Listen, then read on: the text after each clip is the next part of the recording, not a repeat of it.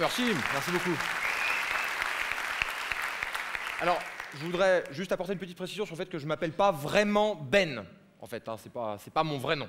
C'est ce qu'on appelle un diminutif. En fait, je m'appelle Cédric. Je m'appelle Cédric Ben Abdallah. C'est mon nom. Je m'appelle Cédric Ben Abdallah. Mais bon, j'assume pas, enfin, j'ai jamais trop assumé d'avoir un prénom français et un nom espagnol. Alors, je dis à tout le monde. Hein. Oui, bon, arabe, ça va, c'est bon. Enfin, algérien, plus exactement, parce que mon père est algérien. Et Cédric, c'est un prénom celtique, parce que ma mère est berrichonne, c'est pas logique du tout, là, cette histoire. Ouais. En même temps, il paraît que ça se voit pas trop que j'ai du sang arabe qui coule dans les veines, alors tant mieux.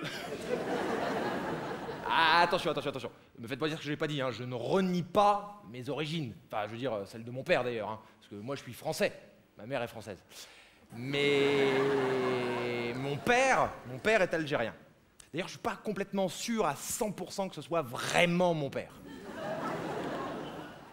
Non, mais si on peut être sérieux 2 minutes, c'est vrai que le monde arabe aujourd'hui n'a pas vraiment une image super sexy. Mais alors, j'espère vraiment du fond du cœur qu'un jour ça va s'arranger parce que mon père est arabe et ma mère est française. Et je trouve que c'est quand même la preuve que c'est possible de se marier avec une personne, même si elle n'est pas du même sexe. Oh, c'est rigolo! Mais ça veut pas dire qu'il faut se taper le cul par terre. D'ailleurs, si vous regardez dans le dictionnaire, c'est marqué, hein. Vous pouvez regarder, hein, c'est marqué rigolo, drôle, amusant, personne peu sérieuse, mais à aucun moment il est question de se taper le cul par terre. Hein, ça, c'est amusant parce que moi, quand j'étais petit, j'étais persuadé que le mot rigolo était le pluriel du mot rigolal, qui n'existe pas, hein, d'ailleurs. Hein. Quand j'étais petit. Parce qu'aujourd'hui, je suis pas professeur de français, mais enfin, je pense quand même pouvoir dire avec certitude que le mot métro n'est pas le pluriel du mot chariot élévateur. Et c'est amusant parce que tout ça n'a absolument aucun rapport avec le prénom de mon père, qui s'appelle Touati. Et en arabe, Ben Abdallah, ça veut dire le fils d'Abdallah. Alors j'imagine que c'est mon grand-père qui devait s'appeler Abdallah, ce qui expliquerait assez bien pourquoi mon père s'appelle Touati Ben Abdallah, mais c'est là que vous allez vous rendre compte de la supercherie, parce qu'en principe, moi, j'aurais dû m'appeler Cédric Ben Touati. Ou Ben Touati Ben Abdallah, ou Cédric Ben Touati Ben Abdallah, on se rend bien compte de la supercherie. Mais vous savez, mon père est musulman, alors que ma mère est catholique. Et en général, non, elle est scorpion. Non, elle est catholique. C'est mon cousin qui est scorpion. Quand 2 personnes de religions différentes veulent se marier, il faut qu'ils aillent à la mairie. Alors ça implique de savoir où est la mairie. Vous trouvez pas qu'il y a quand même un certain style dans l'écriture de mes textes? Qui n'est pas d'ailleurs sans rappeler celui d'un célèbre écrivain qui vivait à Nanterre, d'ailleurs. Et alors je ne sais pas si c'est une coïncidence, mais il se trouve que je suis né à Nanterre.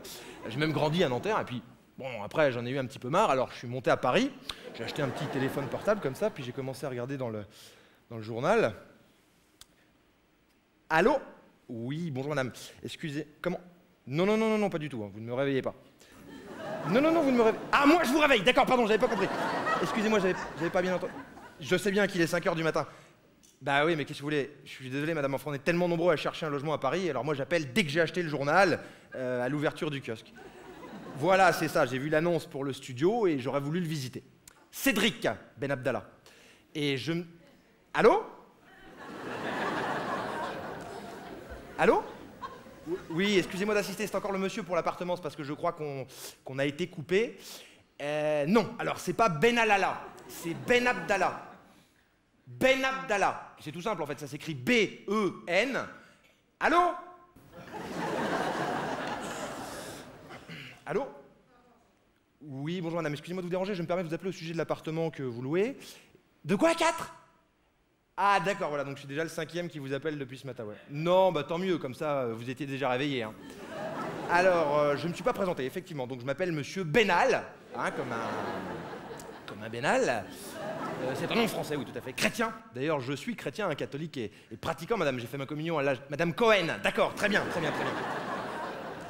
Comment? Mes 3 derniers bulletins de salaire, un contrat de travail et un avis d'imposition. Plus une fiche d'état civil, bien entendu. Et un mars, évidemment. Et donc, vous demandez un revenu supérieur à 4 fois le montant du loyer, hein, c'est ça? Ouais. Qui est de combien le 600 €, d'accord, donc ça peut à peu près 4 000 francs, quoi. Plus les charges, ouais, bien entendu. Tout à fait, hein, c'est raisonnable. Non, puis c'est un appartement qui fait tout de même 20 mètres carrés, hein. 17, oui, on va pas chipoter. En revanche, est-ce qu'il y a une écurie pour garer les chevaux? Non, non, non, c'est une blague, c'est une blague. Je sais bien que pour ce prix-là, on peut pas tout avoir quand même. Combien on a dit là déjà? 600 €, d'accord, donc je suis de gagner à peu près 2500 € net, ouais, bien entendu, oui. Bah oui, bien sûr, hein. Mais moi, ça fait même 3000 €, hein. Enfin, si on additionne mes 3 dernières fiches de paye. Bon, bah là, ça commence à me faire chier. Non, mais c'est vrai, quoi, mince, à la fin, zut, pas non. Allô? Oui, bonjour madame. Monsieur, pardon, j'ai mal au ventre. Excusez-moi de vous réveiller. Vous dérangez, oui, voilà. Et de vous réveiller, bah oui, il est 5 h, hein, Paris s'éveille. C'est pour ça, moi, j'appelle le journal dès que j'ai ouvert le kiosque. Est-ce que quelqu'un aurait une bouée, là, s'il vous plaît? Comment? Non. Alors, je ne gagne pas beaucoup d'argent, mais en revanche, mes parents peuvent se porter garant. Donc, écoutez, vous avez qu'à les appeler, puis vous voyez ça avec eux, hein. Non, mais parce que là, ça commence à me gonfler, je sais pas, parce que les gens, parce qu'ils ont bouffé, mais dès que je leur dis que je m'appelle Ben Abdallah, ils me raccrochent au nez, putain, cette fois, ça va chier. Non, je sais pas ce que vous en pensez, mais enfin là, il me semble quand même que la courtoisie... oui, 2 petites secondes, hein, mon vieux. Il me semble quand même que la courtoisie a des limites qu'il faut savoir respecter. Allô, je vous réveille? Oui, je sais, mais j'en ai rien à foutre, ok? Parce que moi, je me suis levé à 5 h du matin, d'accord? Et pas pour aller chercher des croissants, hein, ni pour qu'on me raccroche au nez quand je dis que je m'appelle Ben Abdallah. Et je préfère vous dire tout de suite... Et je préfère vous dire tout de suite que je ne changerai pas de nom, vous m'entendez? Parce que ce nom, je le tiens de mon grand-père, qui devait s'appeler Abdallah, certainement, et qui s'est battu, monsieur, contre son voisin, bon, pour une histoire de salade, de chou-fleur, je sais plus, enfin bon, bref, que lui aurait soi-disant volé son fils, et il a transmis ce nom à mon père, qui s'est battu lui aussi, toujours pour la même histoire avec le fils du voisin, et je transmettrai ce nom à mon tour à mes enfants, qui le transmettront à mes petits-enfants, laissez-moi terminer, qui iront mourir au combat contre les petits-enfants du fils du voisin de mon grand-père, s'ils ne nous rendent pas ces putains de nardines Marlowe fucking chou-fleur. Ouais, c'est ça, ouais, bonjour, ouais, et puis comment ça va pendant que vous y êtes aussi? Mais non, mais ça va, n'essayez pas de me couper la parole, d'accord? Nous sommes dans une démocratie, monsieur, et j'ai le droit de m'exprimer. Ah bon, il est déjà loué? D'accord. Ben non, bah à ce moment-là, je ne discute pas, hein, je ne discute pas. Je ne discute pas, mais enfin, laissez-moi vous dire une chose, monsieur, parce que s'il est déjà loué, je pense quand même que vous auriez pu me le dire avant. Voilà. Sur ce, je ne vous ai pas dit bonjour, je ne vous dirai pas au revoir, monsieur. Au revoir. Enfin, je veux dire, allô? Et merde.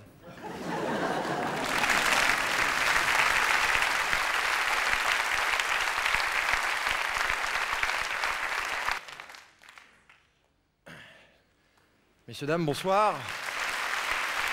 Merci beaucoup. Je sais pas si vous avez vu un petit peu la sobriété de mon entrée. Ah, ça donne déjà un petit peu le ton de la prestation qui va suivre. Alors voilà, comme Marco vous l'expliquait, je m'appelle Ben, je viens de Paris et je vous souhaite la bienvenue à Saint-Orens. Soyez les bienvenus. J'ai décidé de commencer ma prestation en vous racontant une petite anecdote qui s'est passée tout à l'heure. Quand je suis arrivé, j'ai voulu m'acheter un sandwich, donc je suis rentré dans une boulangerie et je me suis aperçu qu'il y avait une file d'attente énorme, mais genre au moins 50 personnes, quoi. Peut-être même 52 ou 53, hein, j'ai pas compté. Enfin, si, j'ai compté, mais je me suis arrêté à 38 parce que... il y a une bonne femme qui est venue perturber mon calcul. Je savais pas trop si elle faisait la queue ou si elle attendait quelqu'un qui faisait la queue. Ou si elle faisait semblant d'attendre quelqu'un qui faisait la queue. En plus, la boulangère mettait 3 plombes pour rendre la monnaie à ses clients. J'ai l'impression qu'elle savait pas compter. Alors, comme j'étais pressé, je suis ressorti de la boulangerie. Je suis allé dans la brasserie qui avait juste à côté. Et puis, j'ai demandé au serveur s'il pouvait me faire un sandwich à emporter. Bon, là, le type a très bien compris que j'étais pressé. Hein. Il a dû me reconnaître, hein, certainement. Donc il s'est dépêché d'aller dans la cuisine. Et puis, il est revenu très vite. Hein, mais il m'a dit, on n'a plus de pain, alors il faut que j'aille en acheter à la boulangerie. Voilà, ça c'est l'histoire que je raconte à chaque fois que j'arrive en retard quelque part, parce qu'il faut savoir que je suis toujours en retard. C'est une catastrophe, ça commence le matin, j'ai beaucoup de mal à me réveiller. D'ailleurs, je me lève toujours en début d'après-midi, vers 18h, 18h30 quoi. Et la seule fois de ma vie où j'ai réussi à être à l'heure quelque part, je me rappelle très bien parce que j'avais rendez-vous avec une voyante, et elle m'a dit que mon avenir avait déjà commencé. Je ne savais pas trop quoi lui répondre, alors... Bah, je lui ai ressorti le coup du sandwich, hein, du jambon beurre, en l'occurrence. Hein. Enfin, ça fonctionne aussi très bien avec un sandwich au camembert, hein, si vous aimez le camembert. Et puis, si vous préférez les rillettes, vous pouvez très bien demander un sandwich aux rillettes. Mais quoi qu'il arrive, n'oubliez pas de vous brosser les dents. C'est très important, et c'est un petit peu le message que j'essaie de faire passer avec ce sketch. Alors, maintenant que le message est passé, est plutôt bien passé, hein, j'ai l'impression. Eh bien, je vais pouvoir continuer avec la deuxième partie de mon sketch, qui ne comporte pas de message particulier, mais qui sera néanmoins, je dirais, un petit peu plus longue que la première partie du sketch. Et pendant cette deuxième partie de sketch, vous allez voir, je vais vous demander d'être très attentif à tout ce que je vais raconter, parce que vous allez voir, vous allez entendre des phrases qui ne seront pas toujours très cohérentes. Par exemple, à midi, j'ai mangé une cuisse de poisson. Eh ben, ce n'est pas une phrase cohérente. Alors, c'était très bon, hein, c'est pas la question, j'en ai même repris 2 fois, mais c'est pas une phrase cohérente. Ta voiture a mal aux pieds, ou bien ma mère s'appelle Jean-Jacques, c'est pareil. C'est des phrases qui ne sont pas cohérentes.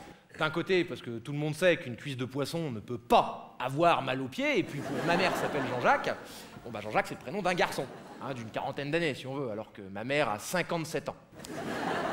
Son frère a la quarantaine, hein, mais il s'appelle Bruno. Alors elle a bien un cousin qui s'appelle Jean-Jacques, mais enfin lui il va bientôt avoir 60 ans, comme quoi c'est bientôt son anniversaire. Donc voilà, vous risquez d'entendre beaucoup de phrases qui ne seront pas cohérentes pendant ce sketch, notamment parce que je l'ai écrit un soir de cuite, hein, je vais pas vous mentir, j'étais un petit peu éméché.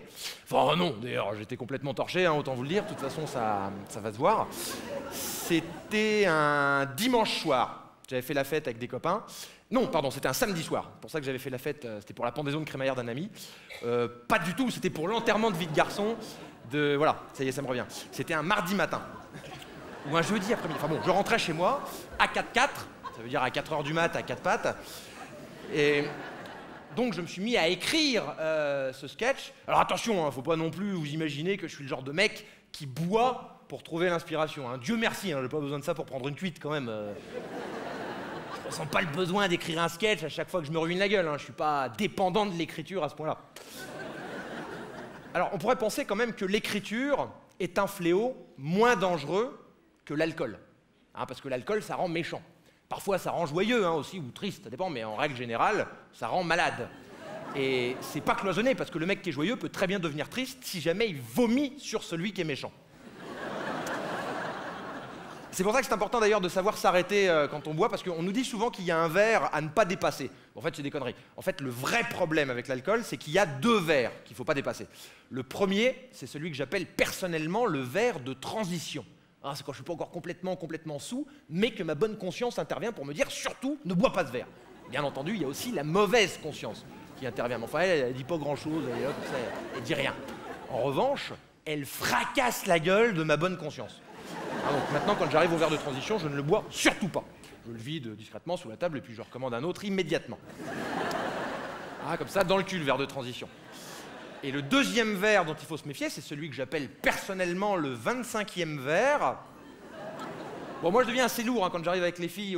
Quand j'arrive au 25e verre, je deviens assez lourd avec les filles. Bon, évidemment, plus elles sont jolies, plus je deviens lourd. Je suis désolé, hein, c'est vraiment le genre de cliché que j'aimerais éviter, mais pour les moches, il faut attendre le 35e verre. En fait, je me suis aperçu que j'étais vraiment devenu alcoolique le jour où le serveur du bar là, dans lequel je vais d'habitude m'a demandé un RIB pour que mon salaire soit directement viré sur son compte. Alors j'ai participé à une réunion d'alcooliques anonymes. Alors moi, dans ce genre de truc là, je ne peux pas trop arriver les mains vides. Alors j'avais amené une bouteille de Ricard.